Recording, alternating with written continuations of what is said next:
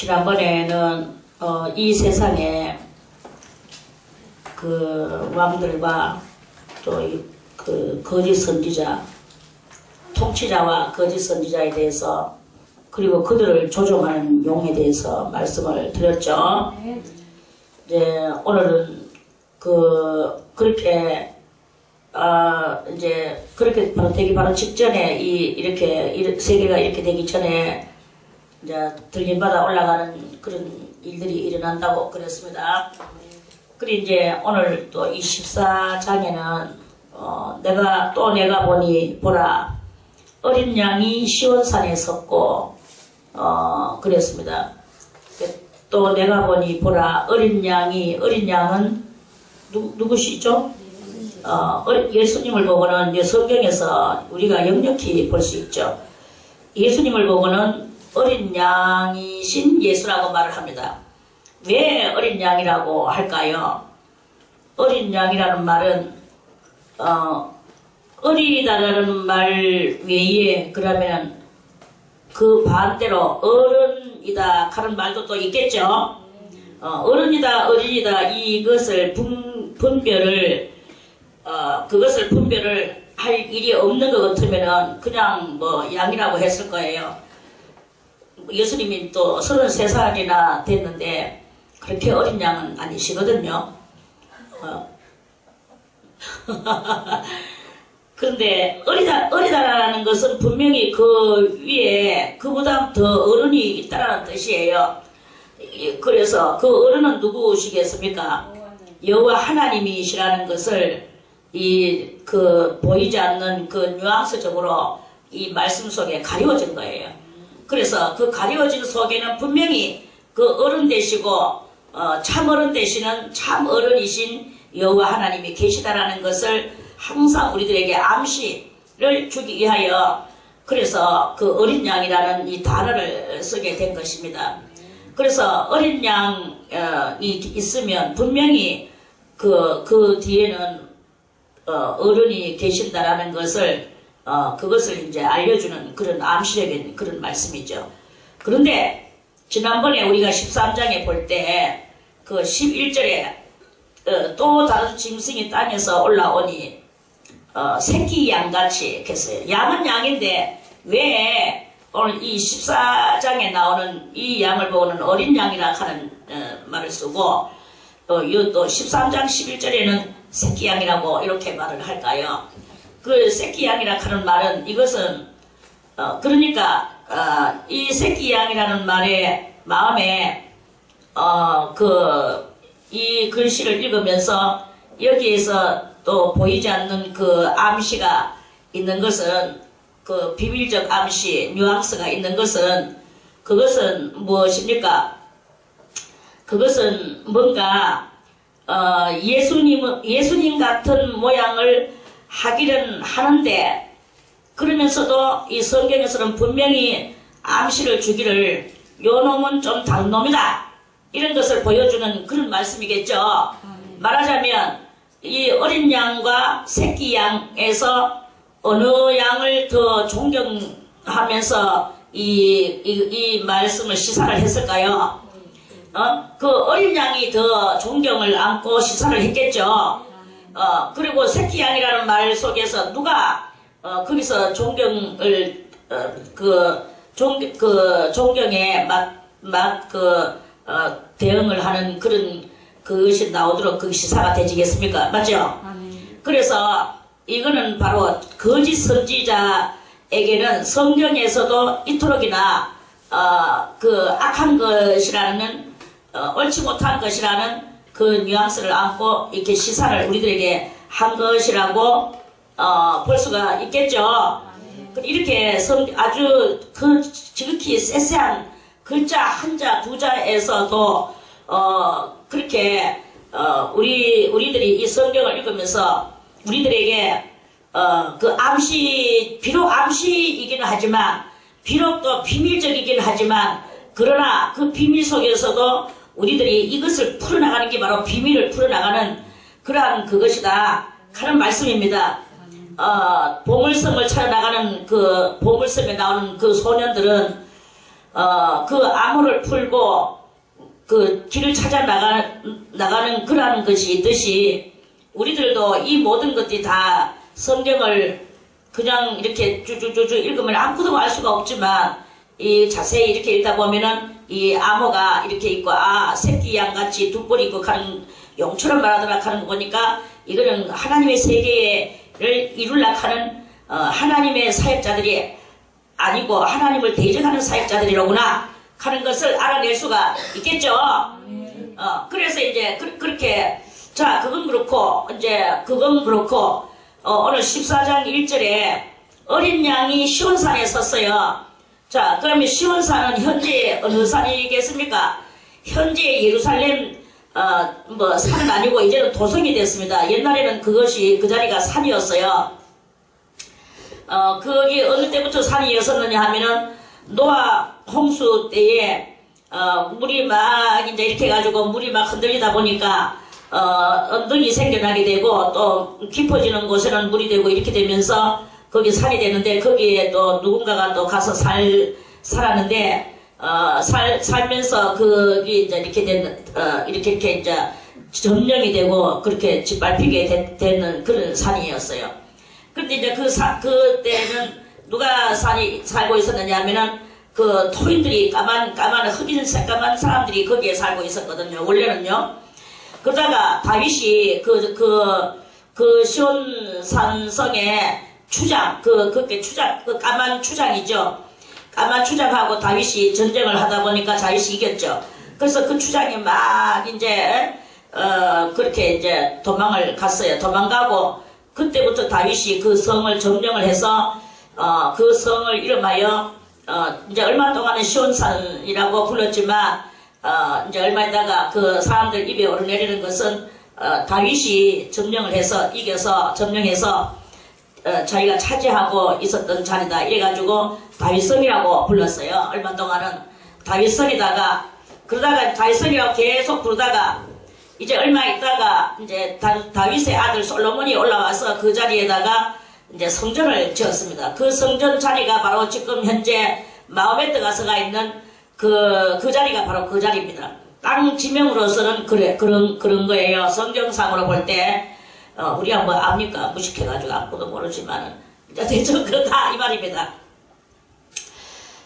그러는데, 그 시온산에 섰고, 이렇게 해서 오늘은, 그러면서 이 산이, 지금은 산이 아니고, 현재 저 이스라엘 땅에 있는 거기는 이제 성이 됐어요. 성이 되고, 시온산이 변하여 다윗성이 되고 다윗성이 변하여 지금은 이제 예루살렘 성이 됐는 게 바로 거기입니다. 이제 예루살렘 성인데 그런데 오늘은 여기 왜 시온산이라고 그렇게 말씀을 이렇게 썼을까요? 그것은 바로 어린 양이 시온산에 섰다라는 것은 보라 드디어 이 죄인들을 감화시키고 죄인들을 변화시키는 그러한 것이 되었다. 자, 다윗이 그 추장 이름을 제가 까먹었는데요. 아무튼 그 추장하고 전쟁을 그때 하면서 그 추장이 도망을 갔어. 그래 그 도망가는 자체, 성경에서의 다윗과 싸워서 도망가는 자체가 무엇이냐? 다윗하고 싸우는 것은 또 무엇이냐? 이것을 우리가 그 성경 속에서의 이 싸움을 우리가 생각해 볼 때, 그리 뭐 성경이, 그건 구약의 이스라엘의 한 역사고, 다윗의 지나간, 그런 사기적 전기다, 뭐, 이렇게, 보면 안 됩니다. 그렇게 사기적 전기로 보면 안 되고, 다윗이 그 추장하고 싸웠는 것은 무엇일까? 그러면 그것이 바로 상징적 의미를 우리가 봐야 되는 것이다. 하는 그런 말씀이에요. 상징적 의미로서는 무엇이냐? 다윗은 의를 상징하고, 그리고 그 추장은 뭘 상징합니까? 자신만만하게 많이 붙이지. 죄를 사단을 상징. 조금 의미심장하다 싶거든요. 죄를 상징하는 것 같습니다. 이렇게 말해. 확실하면 죄를 상대합니다 이렇게 말하든지 또 이거 좀 틀리면 어떡할까? 또 오늘 또 똥바가지 쓰겠네. 똥바가지 뭐 틀리면 틀리는 거지. 똥바가지까지 뭐 그렇게 또 그렇게 또 소심하게 그렇게 할 필요가 뭐 있나? 이러지 말고 죄를 상징하는 것 같습니다. 그 같습니다. 할 때는 그 뒤에 제가 말하는 것도 100%는 아닙니다. 이게 그 속에 잠겨져 있는 거예요. 아이고, 뭐, 내가 뭐, 국어 선생님인지 모르겠다마는, 국어 선생님은 저한테 계시는데, 아무튼, 그래, 시온산은, 그래, 다윗은 의를 상징하고, 그 추장은 죄를 상징하는 거예요. 성경을 읽을 때, 그냥, 다윗이 이렇게 해가지고, 이 성을 빼앗았고, 인간의 사기적으로만 보지 말라는 거예요. 보지 말고 다 선과 악의 다 같이 성경 속의 내용은 선과 악의 대쟁투다. 대쟁투를 기록한 것이다. 그거예요. 그래서 항상 이렇게 보면은 선이 어느 것이 선이냐 악이냐는 성경에서 우리들에게 분명히 보여줘서 알게 되겠죠. 그래서 애매모호한 일도 때로는 나옵니다.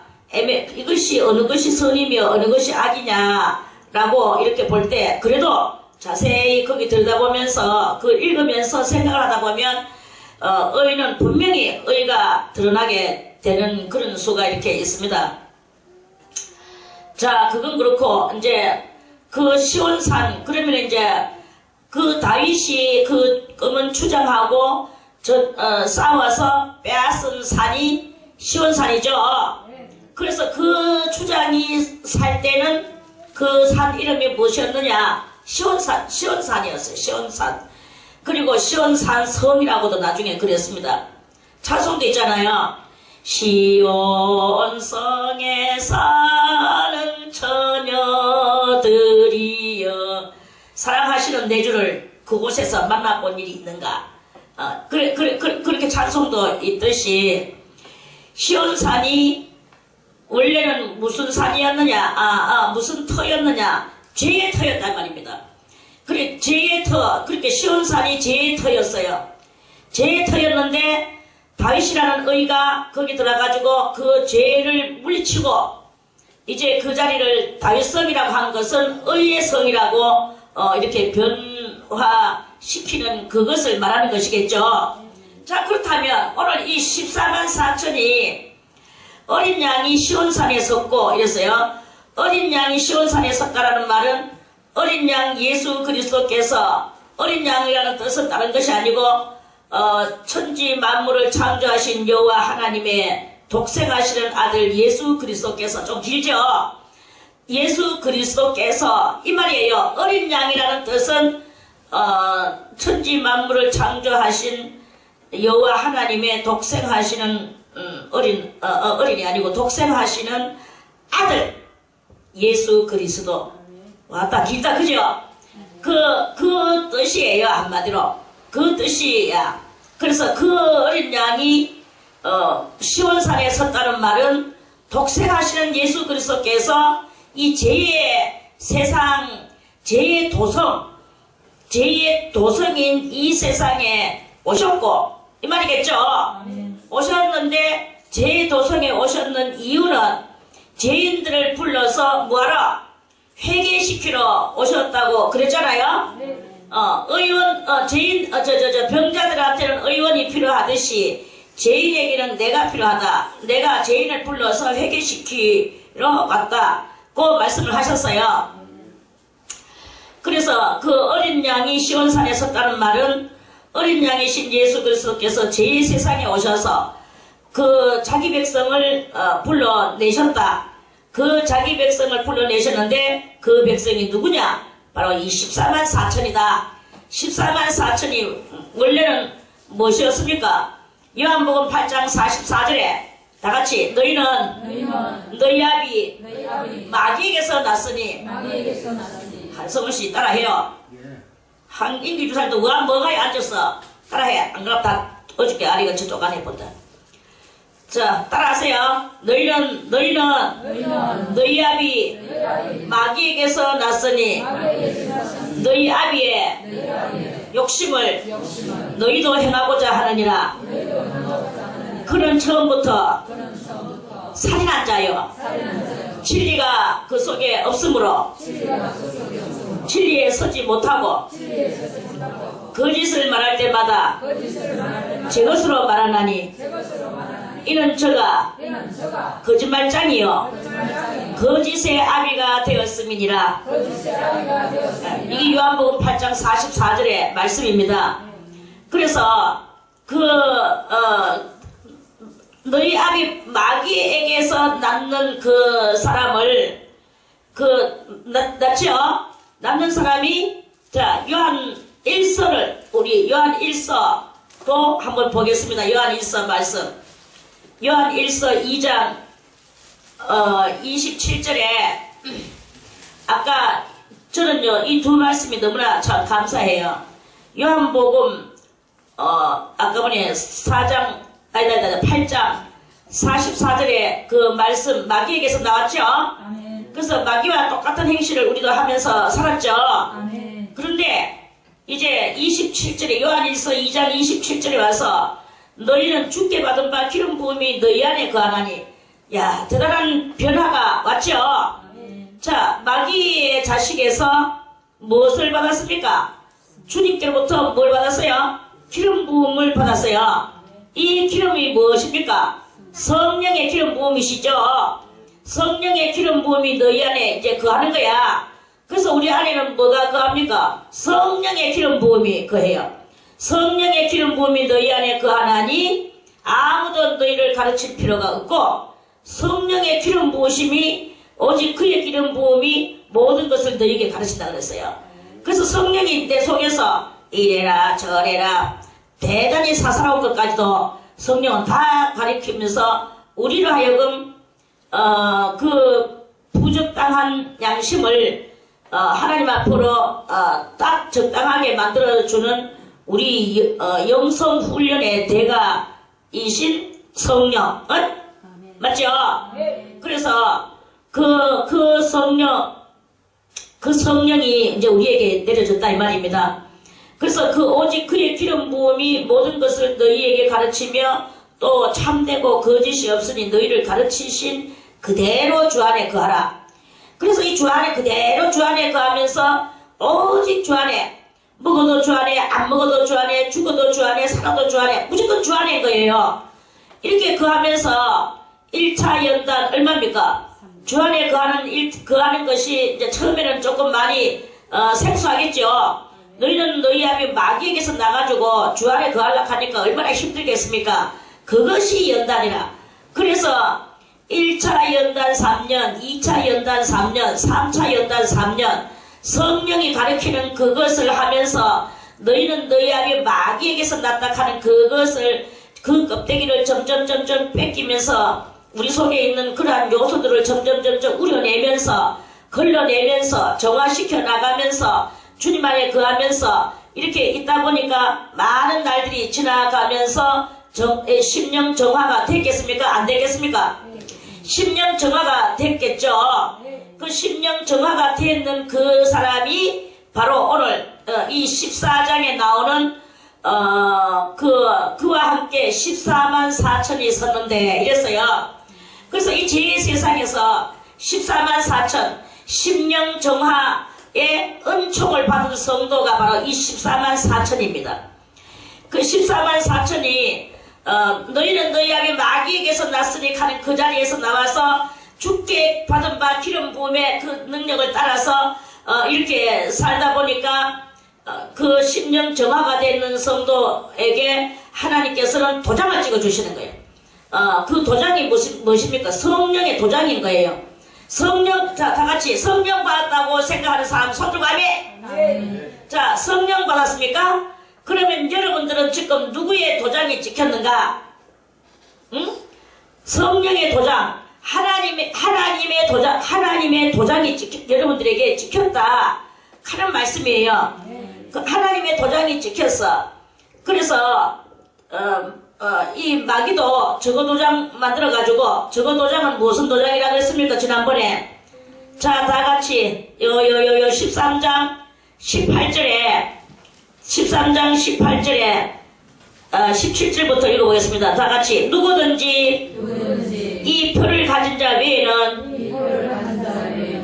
매매를 못하게 하니 이 표는 곧 짐승의 이름이나 그 이름의 수라. 지혜가 여기 있으니 총명 있는 자는 그 짐승의 수를 세어보라. 그 수는 사람의 수니 666이니라. 짐승도 이제 자기 표 있는 영혼을 지금 만들려고 그래요.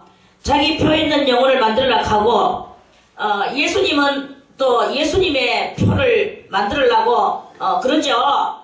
그래서 예수님이 내가 올라가지 않으면 보혜사가 너희에게 오시지 아니하시리라. 자, 이 성경을 읽어본 사람만 손들고 아멘. 자, 예수님께서 분명히 말씀하셨어요. 내가 올라가지 아니하면 보혜사가 너희에게 오시지 아니하시리라. 그러므로 내가 올라가서 보혜사를 너희에게 보내겠는데 그 보혜사는 너희들에게 오는 표다. 그랬죠? 그러니까 성령을 받았다는 말은 곧 하나님의 도장 받은 거다. 이렇게 생각하면 되는 거예요. 하나님의 도장은 무엇이냐? 예수 그리스도의 성령인 그 보혜사 성령이다. 이런 말씀이에요. 그래서 그 성령을 받는 사람은 양심이 생겨나요. 죽었던 양심이 살아납니다.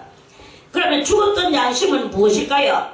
죽었던 양심이라는 말은 에덴 동산에서, 자, 우리는 여러분들은 제가 말하는 걸 여사로 듣지 말고 자세히 상기를 해보세요. 자, 에덴 동산에서 아담과 하와가 선악과를 따먹기 전에 아담과 하와에게 자기의 의가 있었겠죠. 그 의는 무슨 의였냐? 하나님의 형상을 닮은 의였단 말입니다. 그때는 그 하나님의 형상을 닮은 의의 사람이었어요. 그런데 선악과를 딱 따먹고 나니까 어떤 현상이 일어났느냐 하면은 의는 똑같아 의인데 거기에서 무슨 의냐 하면은 나라는 것이 들어가는 인본 사고가 들어가는 그 의가 생겨난 거예요. 그래서 사람이 생각하고 사람이 판정을 짓는 이런 의가 그 인간들 속에 나왔다 이 말입니다. 황인길 집사님 가서 세수하고 와요. 그리고 위에 옷은 벗어. 지금 뭐 얼어죽을라 그래. 얼어죽을까봐 지금. 자, 그래서 이거를 우리가 알아야 돼요. 원래는 우리가 하나님의 하나님하고 똑같은 의를 가지고 있었어요. 하나님과 같은 의였어. 그런데 그 선악과를 따먹고 난 이후부터 우리 속에 이 양심이 의가 있는데 뭔가를 해놓고 다 자기를 밑바탕 깔고 있는 이게 변질된 우리들의 의가 생겨난 거예요. 그래서 이 변질된 의가 이게 중요하단 말이다. 이 변질된 의를 가지고 이걸 가지고 우리는 하나님이 이거를 가지고 좋아하시겠지라고 스스로 자가 당착적인 그 오바 센스를 하고 있는 이런 우리들의 이 개념이 우리들의 개념인 거예요. 이해 가는 사람만 손들고 아멘. 그래 이제 그런 것입니다. 그래서 우리는 하나님의 의가 무엇이냐, 내 의가 무엇이냐, 이거를 내 것이 아니고 남의 것은 다 올바르지 못하고 뭐 이런 말 들어봤죠. 내가 유부녀하고 유부남하고 가통죄 저질러 놓고 남이 하면은 뭐라 그럽니까? 불륜이라 하고 지가 하면 로맨스라고.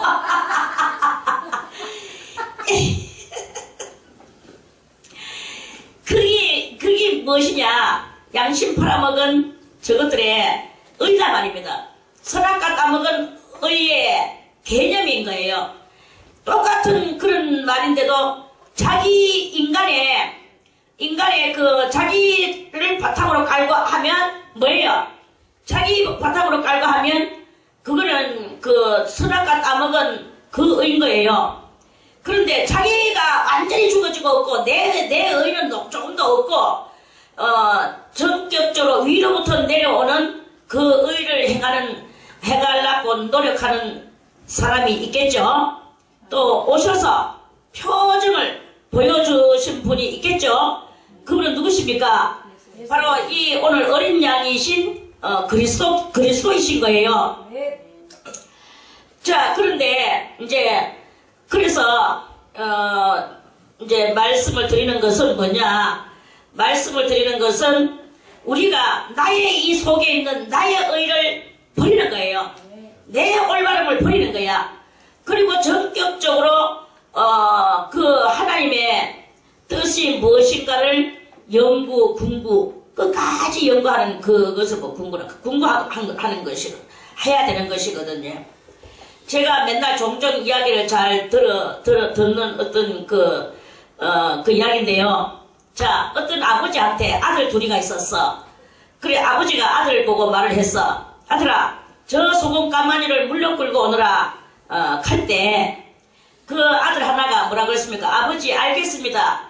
하고, 뭐, 소금이야, 물 속에서 녹든 말든, 아버지의 말씀을 그대로 하는 것은 자기 생각이 있는 사람입니까? 없는 사람입니까? 자기 생각이 없는 사람이에요. 그런데 자기 생각이 있는 사람은 왜 아버지 저 소금 까마리를 물러 끌고 오면 저 소금 다 먹을 건데요. 아버지 생각이 있습니까? 없습니까? 도리어 아버지를 향하여 공박하고 있는 거야. 공박 내지 타박하는 거야. 그러한 이 두 개론들을 한번 보세요.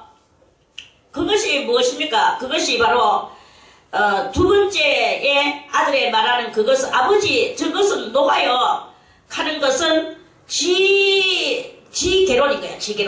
지개론이고 알겠습니다 아버지 하고 소금이야 녹든 말든 이렇게 하는 거.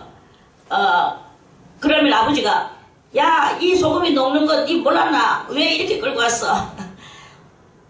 아버지가 끌고 오라고 하셨으니까요. 자기 개념이 없는 거야. 자기 개념이. 자기 개론이 없는 거야. 자기 말이 없는 거야. 그러니까 하나님의 선악과를 따먹기 이전에는 자기 개념이 없었다. 개념. 조금 어렵죠? 개자는 10개자입니다. 론은 말씀론이고, 념은 생각념이고, 자기 생각, 자기 말 하는 거, 그것이 있는 사람은 선악과 따먹고 난 이후의 사람이고, 그것이 없는 사람은 선악과 따먹기 이전의 사람이다. 이 말씀이에요. understand? 그런 말씀입니다. 그래서 이 14만 4천이 무엇이냐? 죄세상 속에 가는 뭐예요?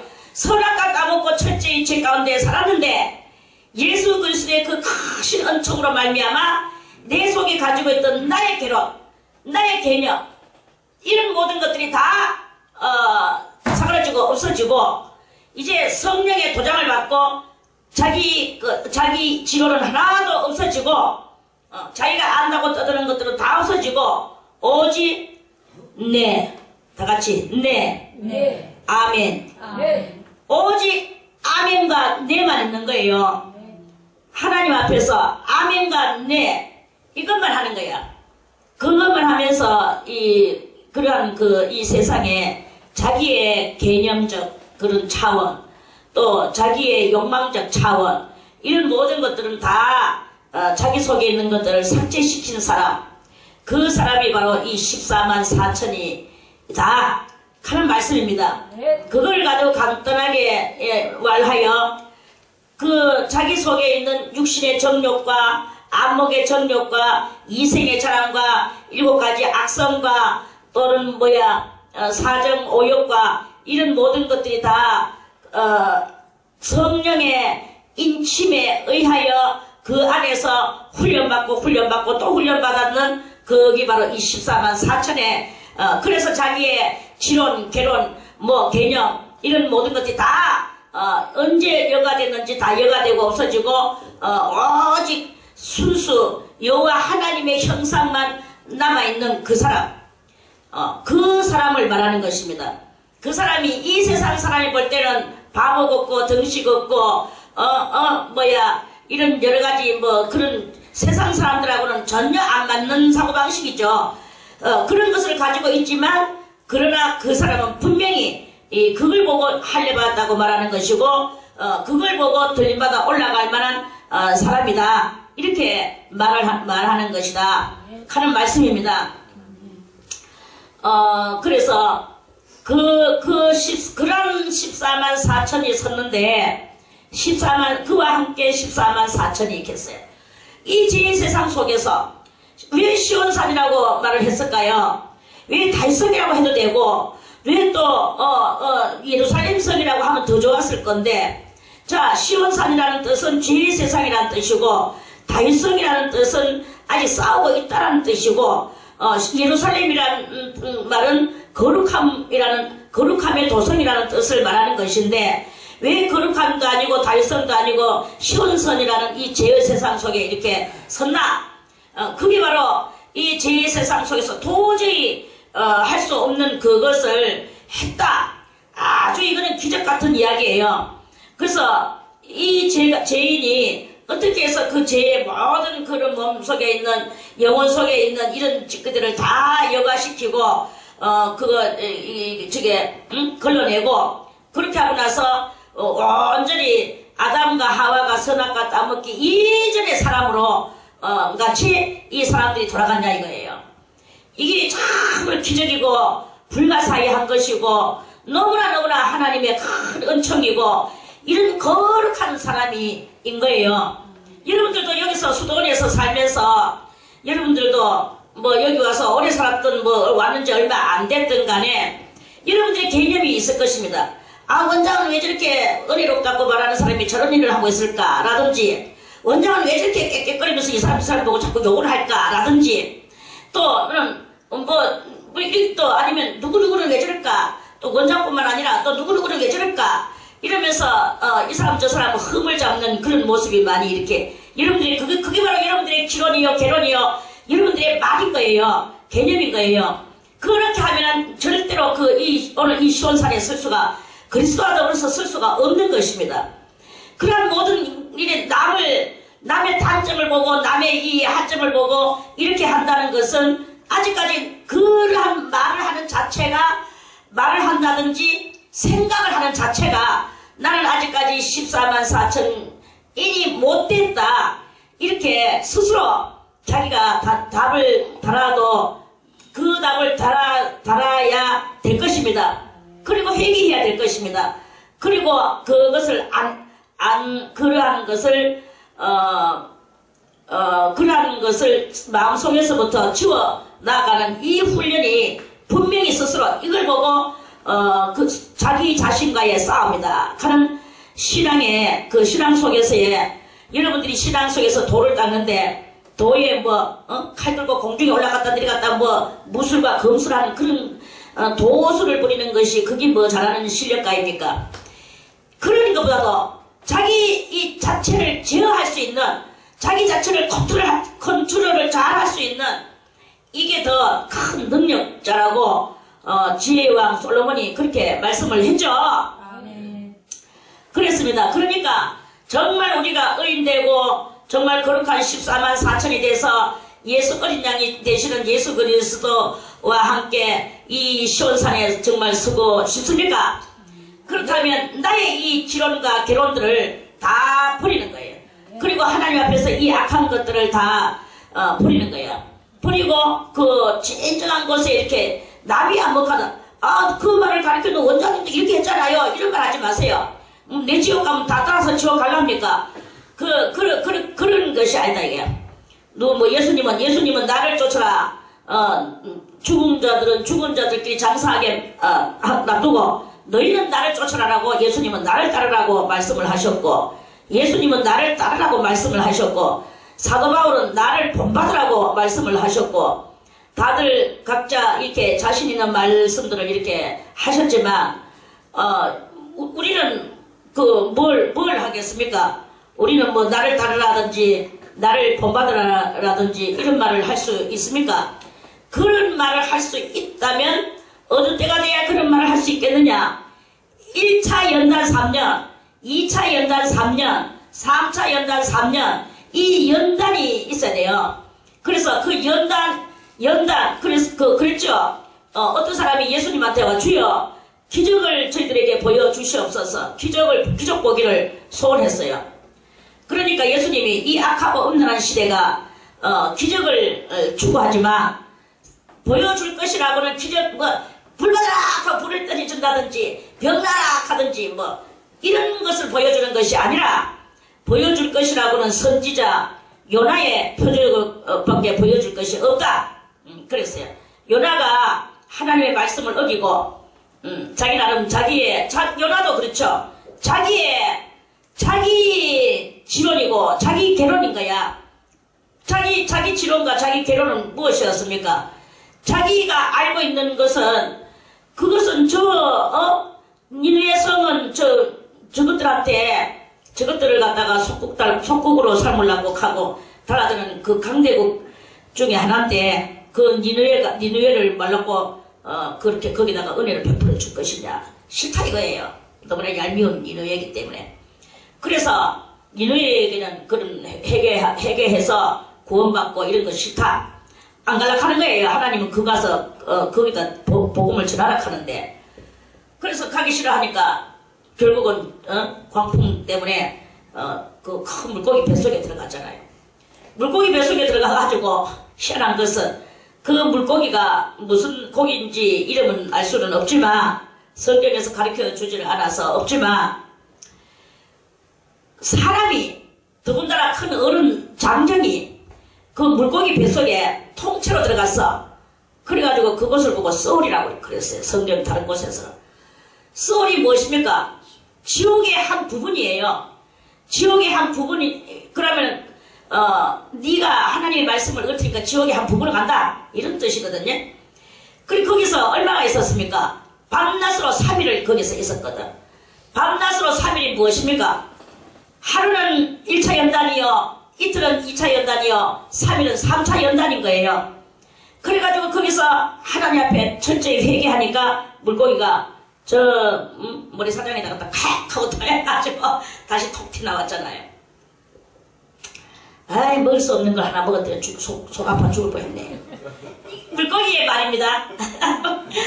아무튼 그렇게 해서 이제 그렇게 되는 선지자 요나의 표적밖에는 보여줄 표적이 없다. 예수님은 표적 안 보여주셨습니까? 병자도 낫게 해주고 죽은 자도 살려주고 나흘이나 됐는 나사로도 이 수건이 염했는 채로 나와가지고 막 걸어 나왔잖아요. 그러면서 먹을 것을 갖다주라 가기도 하고 어린 딸을 살려가지고 남들은 다 죽었다고 울고불고 하는데 예수님은 살려주시고 먹을 것을 갖다주라.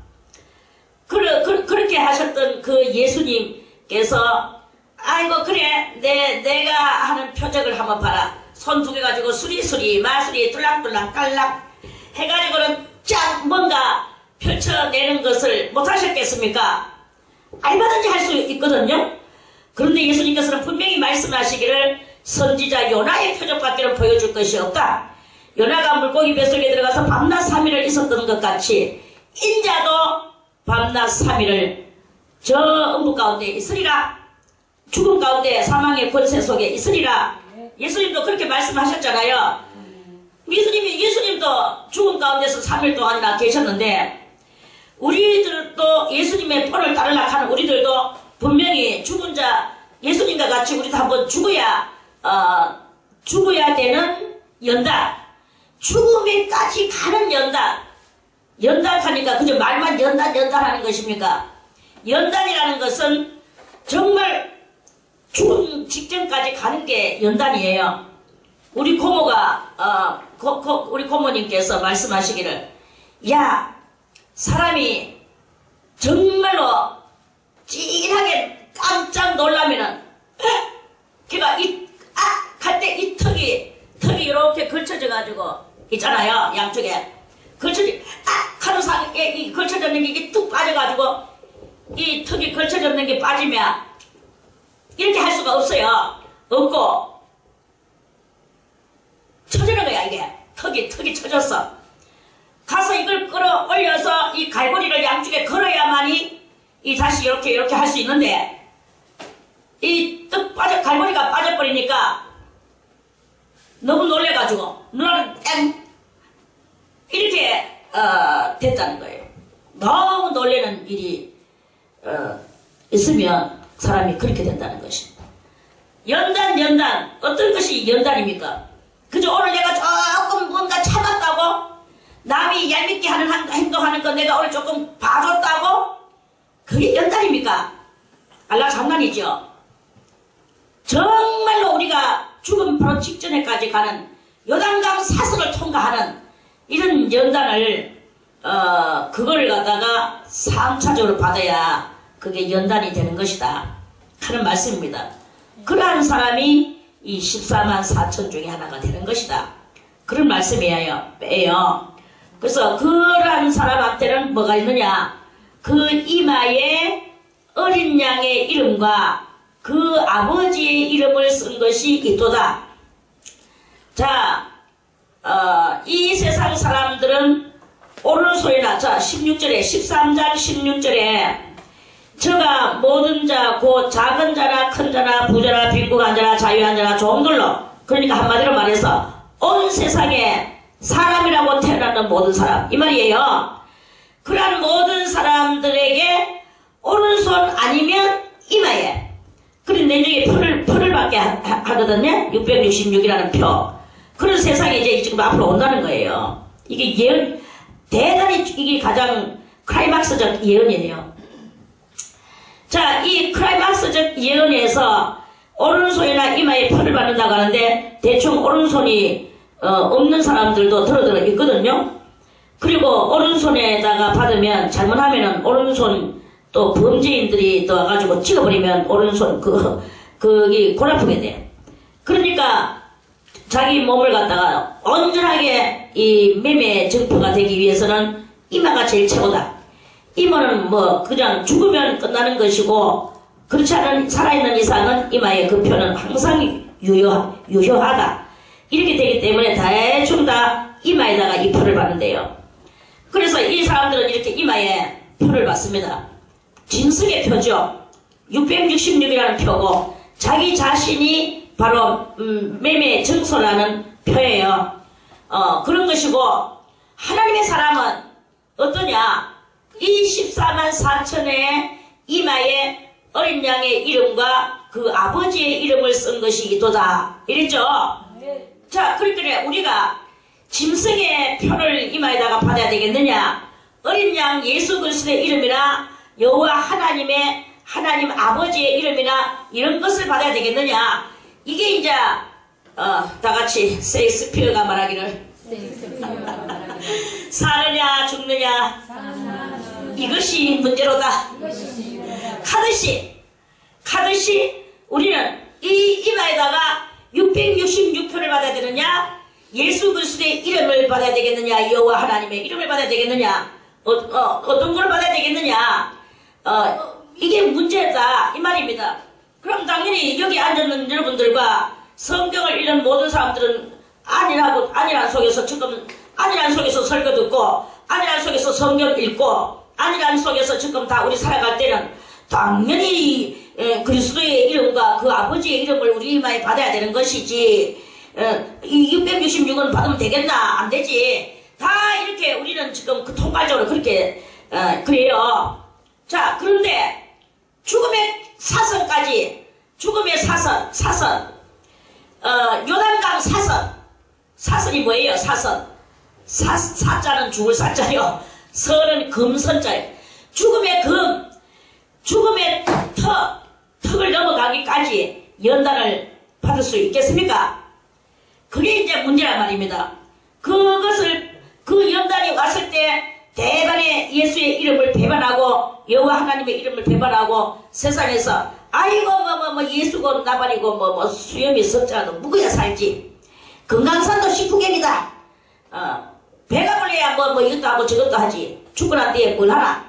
이러면서 막 이제 일단 매매하러 가려하면은 뭐 해야 됩니까? 돈 가져가서 쌀 좀 주세요 하면은 돈은 이제는 필요 없습니다. 그거는 종이 쪽지에 불과합니다. 당신 이마를 들이대세요. 내 이마에 이마를 받으니까 당신은 아무것도 아직까지 표를 안 받았군요. 그 표를 받아와가지고 당신 한테 있는 재산 그것이 이 컴퓨터에 쓰여져야 됩니다. 일단 저 동사무소에 가가지고 666표 바코드 칩이라 좀 받아오세요. 이런. 그래요? 알겠습니다.